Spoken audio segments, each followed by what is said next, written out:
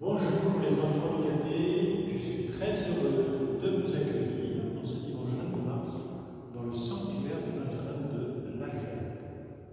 Vous vous souvenez sans doute que nous avions prévu de passer cette journée à Notre-Dame de Louis pour que chacun d'entre vous à son niveau puisse préparer le sacrement de cette année. La confession, la première communion et la confirmation. Les événements ont décidé autrement, vous êtes maintenant confinés à la maison, mais même si vous êtes loin de la paroisse, parce que vous êtes peut-être même loin de Paris, vous êtes tout proche de notre cœur et ensemble on va avancer dans la découverte de l'amour de Jésus. Alors aujourd'hui, je vous propose de réfléchir avec vous sur une question tellement importante dans notre vie chrétienne. Et puis, en ces temps, on vivait un peu confiné à la maison. Je veux parler du pardon. Pour vous parler du pardon, je voudrais vous raconter une histoire, une partie de cette histoire que vous connaissez bien, sans doute, et qu'on trouve dans l'Évangile selon saint Luc, l'histoire de l'enfant prodigue. Un homme, nous dit l'Évangile, un homme avait deux fils. Le plus jeune dit à son père, « Père, donne-moi la part de fortune qui me revient. » Et le père lui a partagé tous ses biens. Et le plus jeune est parti avec la part de fortune que son père lui avait donnée.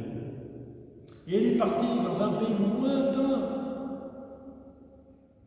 pour dépenser sa fortune en menant une vie de désordre. Il a tout dépensé, et puis une grande famine qui est venue dans ce pays, et il mourait de faim. Alors il s'est fait embaucher chez un fermier qui élevait les cochons, et il l'a envoyé garder les cochons. Et en gardant les cochons, il voyait ce que mangeaient les cochons, et on ne lui donnait rien à manger, il mourait de faim. Alors il s'est dit, il y a combien d'ouvriers chez mon père qui ont de la nourriture tous les jours en abondance et moi je suis en train de mourir de faim? Je vais retourner chez mon père et je lui dirai, Père, j'ai péché contre le ciel et contre toi. Alors il est rentré à la maison. Et son père, alors qu'il est encore loin, l'aperçoit. Il court au-devant de lui, il se jette à son cou, le couvre de baisers.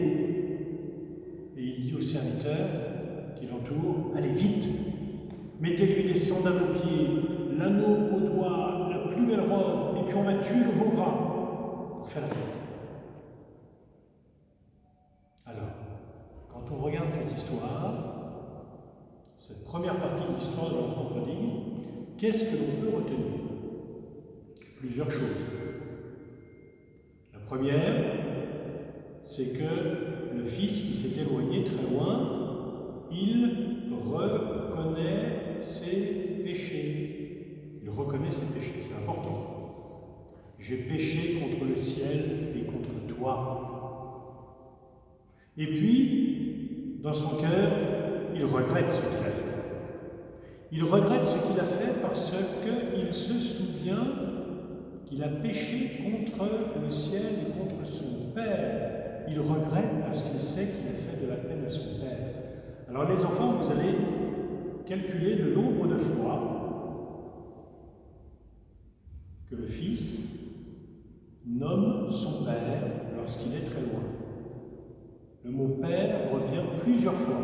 Vous allez compter le nombre de fois où le mot Père revient dans ce texte de l'Évangile. Vous irez voir, c'est l'Évangile selon saint Luc, au chapitre 15. Il reconnaît ses fautes, il regrette ses péchés, et il retourne à la maison. En retournant à la maison, il exprime son désir de ne plus recommencer. Et puis en retournant à la maison, il porte dans son cœur une promesse, celle de ne plus offenser son Père. Bien, vous voyez ces différents moments qu'il y a dans le cœur de cet enfant qui reconnaît ses fautes, qui regrette ses fautes, qui retourne à la maison avec le désir de ne plus recommencer et qui veut promettre de devenir meilleur. Et bien, dans cette démarche de l'enfant prodigue, il y a l'attitude que nous devons, nous aussi, adopter chaque jour, et vous en particulier, qui en ce moment êtes confinés à la maison. Chaque jour, peut-être que vous faites une ou deux bêtises, peut-être aussi que vous faites plusieurs péchés. Et une bêtise et un péché, c'est pas pareil. Une bêtise, c'est quelque chose qu'on fait, mais sans vouloir le faire. Ah, on a fait une bêtise. Un péché, c'est quelque chose qu'on fait en voulant le faire. On me fait du mal, je vais lui rendre le mal qu'il m'a fait. Ça, je veux faire du mal. Un péché, c'est pas une bêtise. Ce qui est important, quand on fait une bêtise ou un péché, c'est de le reconnaître. C'est toi qui as fait ça? Oui, c'est moi. C'est ça, reconnaître. Ou sa bêtise, ou son péché. Et puis le regretter aussi. Le regretter, parce que celui qui nous interroge, c'est papa ou maman. Et comme on aime papa et maman, on est désolé de lui avoir fait de la peine. Regretter, c'est non seulement reconnaître, mais c'est aussi vouloir devenir meilleur par amour pour celui que l'on a offensé. Reconnaître, regretter, et puis quand on a fait une bêtise ou qu'on a fait un péché à la maison, qu'est-ce qu'on fait? Eh bien, on demande pardon. On demande pardon. Et en demandant pardon, on manifeste la confiance que l'on a en celui qui nous aime. Enfin, qu'est-ce que l'on fait? On promet de ne plus recommencer. Promettre de ne plus recommencer, c'est pas simplement dire à son papa ou à sa maman « je te promets que je ne le ferai plus ». Non, promettre, c'est pas simplement dire des paroles. Promettre, c'est montrer par nos actes que vraiment on veut prendre et on a pris un nouveau chemin. Comment? En rendant un service qu'on ne nous a pas demandé, par exemple. Pour montrer à maman ou à papa qu'on regrette ce qu'on a fait et que désormais on veut devenir vraiment meilleur. Promettre, c'est par nos actes montrer qu'on veut vraiment devenir meilleur. Alors, quand tous ces éléments sont réunis, reconnaître sa bêtise ou son péché, regretter ce que l'on a fait de mal, demander pardon, promettre de ne plus recommencer, qu'est-ce qui nous est offert à ce moment-là? C'est le pardon qui jaillit du cœur de celui qui nous aime, de papa, de maman, comme du cœur de notre Dieu. Et quand on a reçu le pardon, qu'est-ce que l'on éprouve dans notre cœur? Une grande tristesse? Non, c'est le contraire. Une très très grande joie, parce que l'on sait que malgré ce que l'on a fait, on est aimé par celui qui nous pardonne. Tiens, à propos de joie, vous avez remarqué que je porte autour du cou une étole. C'est ça une étole. Une étole qui a une couleur un peu particulière. Si je la retourne, on voit qu'elle est violet. Le violet, c'est la couleur qu'on porte pendant le carême. Et si je la mets dans ce sens-là, comme je l'ai mis aujourd'hui, dimanche 22 mars, on voit qu'elle est rose. Parce que, en ce temps du carême, le 22 mars, nous sommes arrivés à un dimanche qui s'appelle le dimanche de la joie. La joie, parce qu'on a déjà fait un bon bout de chemin avec Jésus dans le désert, et puis que le jour de Pâques approche. Donc on goûte et on exprime déjà notre joie de nous savoir aimés et pardonnés par Jésus qui est mort sur la croix pour nous pardonner tous nos péchés. Alors pour terminer cette petite séance, je vous propose de dire avec vous la belle prière à Sainte Geneviève que l'on a recomposée pour vous, les enfants. Et puis après, nous terminerons en disant ensemble le Notre Père, la belle prière que Jésus nous a enseignée. Sainte Geneviève, écoute nos prières. Tu veilles sur Paris et sur ses habitants depuis 1600 ans.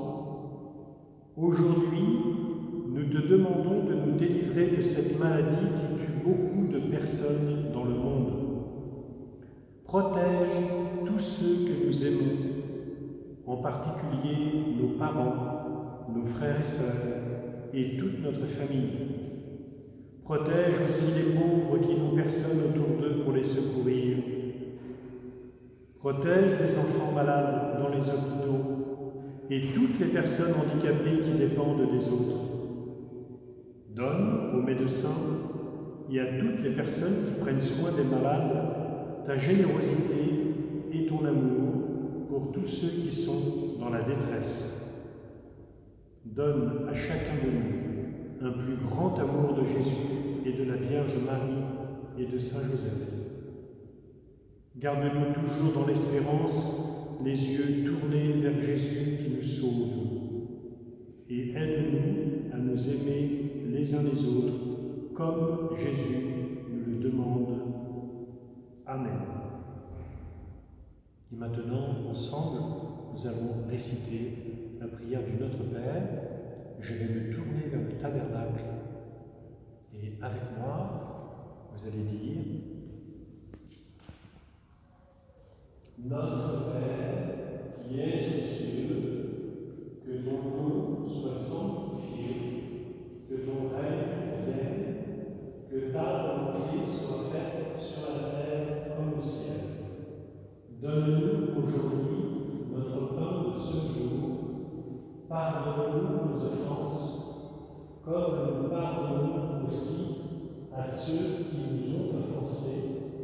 Et ne nous laisse pas entrer en tentation, mais délivre-nous du mal. Amen. Notre-Dame de la Salette, réconciliatrice des pécheurs, priez sans cesse pour nous qui avons recours à vous. Sainte Geneviève, priez pour nous.